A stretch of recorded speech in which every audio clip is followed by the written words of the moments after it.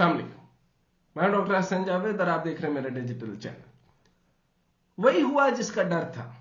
CPEC पहले ही दुनिया की नजर में खटक रहा था।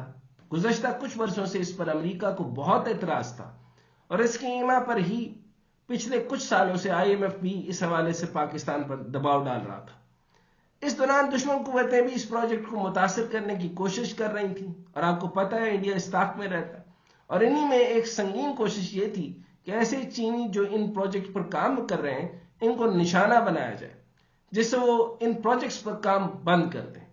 दुश्मनों की ये चाल किसी हद तक काम भी कर रही है क्योंकि बशाम वाकया के बाद से चीनी इंजीनियर्स ने तमाम प्रोजेक्ट्स पर काम रोक दिया है। पाकिस्तान में चीनी कारकुनों पर सन 2021 के बाद 3 बड़े हमले हो चुके हैं। सन 2021 में चीन के कारकुनान की गाड़ी पर एक हमले में मजमूई तौर पर 13 अफराद हलाक हुए थे। इस हमले में निशाना बनने वालों में 9 चीनी शहरी शामिल थे, जबकि सन 2022 में कराची में एक हमले में एक चीनी उस्ताद समेत 3 अफराद हलाक हो गए थे। अब हालिया वाकये में 6 लोग हलाक हुए हैं जिनमें 5 चीनी शहरी शामिल हैं, जिसके बाद चीनी इंजीनियर्स ने दासू डैम समेत दीगर मंसूबों पर काम बंद कर दिया। इन मंसूबों पर काम बंद होने से हजारों पाकिस्तानी मजदूर भी बेरोजगार हो गए।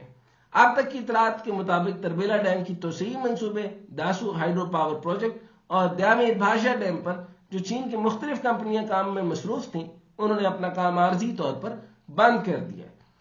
फिर भी मैं कहूंगा चीन का बहुत बड़ा पन है कि उन्होंने सिर्फ ये कहा है कि आप अपनी सिक्योरिटी मामलात और प्रोटेक्शंस को बेहतर करें, वो पीछे नहीं हट रहे। ये चीन का बहुत बड़ापन मैं कहूंगा। और चीन की कंपनियों ने अपने मुकामी अमले को अगले हुक्म तक काम पर न आने की हिदायत सिर्फ और सिर्फ प्रोटेक्शंस के मामले में की है। दासू हाइड्रो पावर प्रोजेक्ट के एक अहलकार के मुताबिक दासू हाइड्रो पावर प्रोजेक्ट पर तकरीबन 550 चीनी बाशिंदे मुख्तलिफ खिदमात अंजाम दे रहे हैं। दासू हाइड्रो पावर प्रोजेक्ट पर अमलन तमाम काम चीनी कंपनी ही कर रही है। चीनी का अमला मुख्तलिफ तामीराती शोबों की निगरानी करता है। अब इन चीनी कंपनियों ने काम बंद कर दिया, जिसकी वजह से दासू हाइड्रो प्रोजेक्ट पर कुछ दिनों से काम बंद है। दासू हाइड्रो प्रोजेक्ट की तकमील से पाकिस्तान को 4320 मेगावाट बिजली हासिल होने की तवक्को है। इस तरह दयामीर भाषा डैम पर चीन और पाकिस्तान की कंपनी FWO मुश्तरका तौर पर काम कर रही है। दयामीर भाषा डैम पर कोई 400 चीनी स्टाफ खिदमात अंजाम देता है जिन्होंने अपना काम बंद किया हुआ है। इसके साथ कोई 3000 मुकामी लोग काम करते हैं और अब इनको भी ये कहा गया है कि काम आर्जी तौर पर बंद है। ताहम FWO अपना काम कर रही है। तरबेला डैम के तोसीई मंसूबे पर भी चीन की कंपनी ने काम बंद कर दिया। यहां पर तकरीबन 1500 मुकामी लोग काम करते हैं, जबकि चीन का कोई 200 का अमला यहां खिदमात अंजाम देता है। तरबेला डैम के 5वें तोसीई मंसूबे से पाकिस्तान को 1530 मेगावाट बिजली हासिल होने की तवक्को है। यह तोसीई जिला सवाबी वाली तरफ से की जा रही है, जबकि मेहमद डैम की इंतजामिया ने दावा किया कि वहां पर चीन की कंपनी और उनके 250 स्टाफ अपनी खिदमात अंजाम दे रहे हैं। इन्हें सिक्योरिटी इंतजामात पर एतमाद है। जहां तक मेरी मालूमात है, चीन की कंपनियों ने काम एहतजाजन रोका है। अब पाकिस्तान को चीन की हुकूमत और इन कंपनियों से मुज़ाकरात करना होंगे, जिसके बाद उम्मीद यही है कि चीन की कंपनियां दोबारा काम शुरू कर देंगी। Again hats off to them, क्योंकि उन्होंने भी भारी सरमायाकारी कर रखी है, लेकिन पाकिस्तान को इनकी भारी कीमत चुकाना पड़ेगी और इन प्रोजेक्ट्स की सिक्योरिटी को मजीद मजबूत करना पड़ेगा। और फिर मैं अर्ज करूंगा, रिक्वेस्ट करूंगा किसी पर अथॉरिटी, उसके अंदर एक सिक्योरिटी यूनिट जो पहले बड़ा फाल था जब जनरल आसिम मुनीर साहब थे, इसको दोबारा से देखना होगा, टेकअप करना होगा। और सीपैक प्रोजेक्ट के ऊपर जब तक आपकी तवज्जो फेडरल सतह के ऊपर नहीं होगी, फिर मामला ऐसे ही होगा। जरूरी है सीपैक अथॉरिटी को और फिर उसके अंडर सिक्योरिटी को दोबारा से वैसे ही फाल रखा जाए जब यह सीपैक अपने अरूज पे था। अब दूसरी खबर की तरफ आते हैं। दूसरी खबर इंतहाई दिलचस्प है, आंखें खोल देने वाली है। हमने यह खबर आपको 5 मार्च को दे दी थी, तब ये किसी के वहमो गुमान में भी नहीं था और इससे पहले भी आपको यह इशारा दिया था कि इस जंजालपुरा हुकूमत को 2/3 अक्सरियत इसलिए दिलाई जा रही है ताकि कुछ अहम काम लिए जा सके और इसके बाद इस हुकूमत की छुट्टी हो जाएगी, टोटल 6 महीने। इनमें से एक अहम काम चीफ जस्टिस काजी फायज ईसा की एक्सटेंशन का था। तो अब खबर यह है कि काजी फायज ईसा की तोसी के लिए ऐसे मैकेनिज्म पर काम किया जा रहा है जिससे जस्टिस मंसूर अली शाह मुतासर ना हो اور جسٹس منیب اختر کا چیف جسٹس بننے کا راستہ روکا جا سکے۔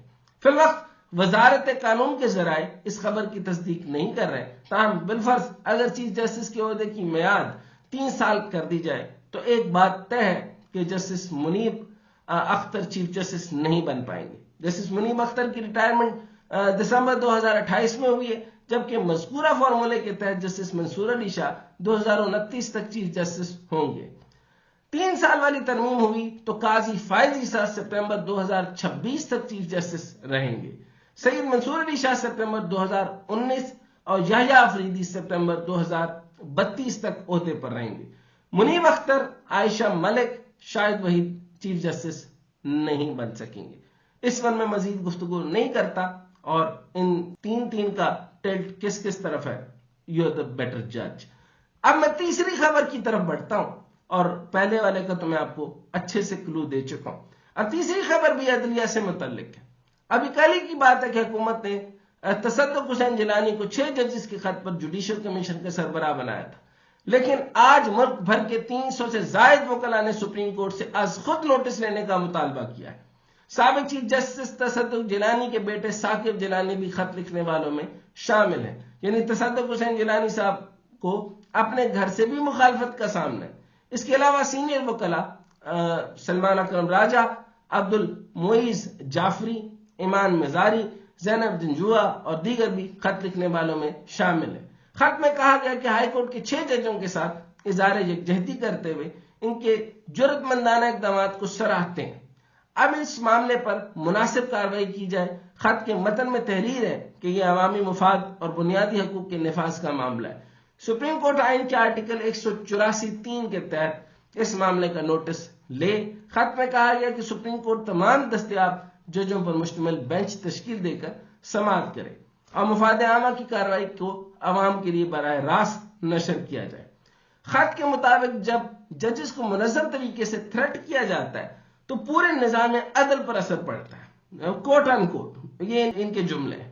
اگر جج بغیر کسی خوف کے انصاف فراہمی میں آزاد نہیں تو پھر وکلاء سمیت پورا قانونی نظام اہمیت نہیں رکھتا، کوٹ ان کوٹ۔ خط میں تحریر ہے، یہ پہلا موقع نہیں ہے جب ایسے الزامات لگائے گئے ہوں، بلکہ اس سے قبل شوکت صدیقی نے بھی ایسے الزامات لگائے تھے۔ وکلاء نے کہا کہ فوری اور شفاف انکوائری میں ناکامی سے عدلیہ کی آزادی پر عوام کے اعتماد کو ناقابل تلافی نقصان پہنچ سکتا ہے۔ خط میں تحریر ہے کہ پاکستان بار کونسل اور تمام بار ایسوسی ایشنز عدلیہ کی آزادی کو مستحکم کرنے کے لیے اجتماعی لائحہ عمل طے کر کے فوری وکلاء کنونشن بلائیں۔ خط کے مطابق سپریم کورٹ گائیڈ لائنز مرتب کرے اور تمام ہائی کورٹس کے ساتھ مل کر شفاف ادارہ جاتی میکانزم قائم کرے۔ عدلیہ کی آزادی کو مستحکم کرنے کے لیے اجتماعی لائحہ عمل طے کر کے فوری وکلاء کنونشن بلائیں۔ خط کے مطابق سپریم کورٹ گائیڈ لائنز مرتب کرے اور تمام ہائی کورٹس کے ساتھ مل کر شفاف ادارہ جاتی میکانزم قائم کرے تاکہ آئندہ عدلیہ کی آزادی کو مجروح کرنے کی کسی بھی کوشش کی اطلاع دی جا سکے، اور تمام ہائی کورٹس کے ساتھ مل کر شفاف ادارہ جاتی میکانزم قائم کرے تاکہ آئندہ عدلیہ کی آزادی کو مجروح کرنے کی کسی بھی کوشش کی اطلاع دی جا سکے۔ عدلیہ بحران تو ہے ہی ہے، لیکن ایز بین اکانومسٹ میں پھر ایک اور اطلاع دیتا رہوں اور ہمیشہ دیتا ہوں کہ میں نے آپ کو یہ بہت پہلے کہہ دیا تھا، عید سے پہلے پھر ایک اور بری خبر آپ کو دے دیتا ہوں کہ 9.66 روپے پیٹرول مہنگا ہو رہا ہے۔ اس کا میں آپ کو عید سے پہلے کیا اس کو سمجھیں گے، ایک تلوار سمجھیں گے، ایک کاٹ سمجھیں گے، یہ جو ظلم کا آپ لوگوں کے معاشی قتل، آپ کو میں کہوں گا اس کو کہ یہ معاشی قتل ہوا ہے، اور یہی وزیر اعظم جب آپ غلط لوگوں کو ایوان میں آنے دیتے ہیں پھر ایسے ہی ہوتا ہے۔ آپ کے پاس اورنگزیب صاحب آتے ہیں، پھر آپ کے پاس محسن نقوی آتے ہیں، پھر آپ کے پاس شہباز شریف آتے ہیں، اور پھر عدلیہ کا بھی بحران آتا ہے، معاشی بحران بھی آتا ہے، آپ کے پاس پارلیمانی بحران بھی آتا ہے، کہ سارے بحران آپ کی وجہ سے ہیں۔ پھر آپ قوم کو سوچنا پڑے گا کہ آپ کے حکمران کیسے ہیں۔ پھر اگر آپ کو خود سلیکشن کرنا نہیں آتی تو پھر یہ آپ کی غفلت ہے۔